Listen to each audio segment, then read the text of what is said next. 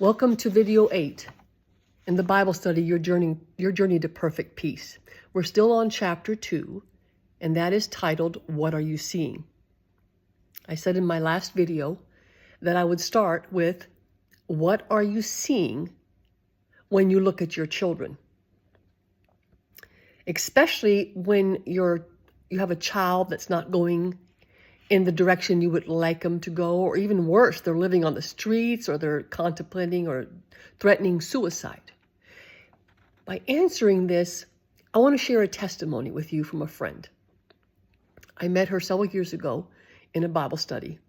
One day she came in crying. She was so worried about her youngest son. He was not living in the same state as her. He was living in his car with his dog. And she said she was so worried that at any day, any time, she was going to get a call telling her that he committed suicide. So immediately, we all the ladies in the Bible study, went over to her and we prayed over her. And we prayed for her son. And then I said something to her, and I'm going to say it to you. Now you have to let it go. Now you have to let it go. I totally believe that when you pray to God for something and you don't let it go, you're telling him that he's not enough, that something is too hard for him, that he can't handle this. Letting go might be one of the hardest things that we are asked to do by God, because we feel if we don't do something that nothing's going to get done. But honestly, what is one moment of worry going to do for you except torment your soul? My friend took this to heart, and she did exactly that. Prayed for her son, and then she let it go. How do I let things go? You just refuse to think about it. Every time it comes to your mind, you just tell your mind, tell yourself, tell the enemy, tell whoever, God's got this. I refuse to worry about it. You have the power to think on what you want to think. Now here comes the powerful part. This is fast forward. In the meantime, he did get out of his car. He did get a job. He did get an apartment. So this was a process. I'm not sure how long it was. It wasn't more than a year, I'm sure. Anyway, my friend, went to visit her son because he had a place and he wanted her to come visit. And while she was there, he shared something with her. This is the powerful part. He said, Mom, there's something I haven't told you yet. While I was at the lowest part in my life, the lowest in my life, when I was living in the car with my dog, I was almost going to fall asleep. But then I had a vision. God gave me a vision. And I knew it wasn't a dream because I was still awake. I saw,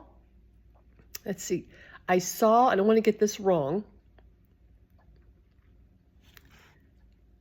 He said he was in heaven with Jesus. And he saw Jesus take his arms and turn his body toward his dog. So he was looking at his dog. And he said, your dog is going to be in heaven with you. That's what changed everything around for him.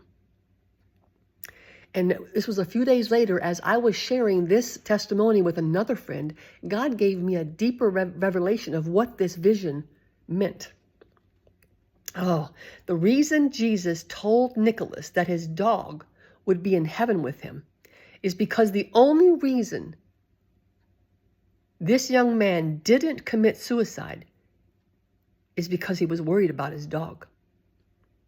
But when Jesus gave him this vision, meeting him in heaven and telling him that his dog is going to be in heaven with him, his love and concern that came directly from Jesus into this young man's life, into this young man's soul, gave this young man the strength to get up and turn his life around.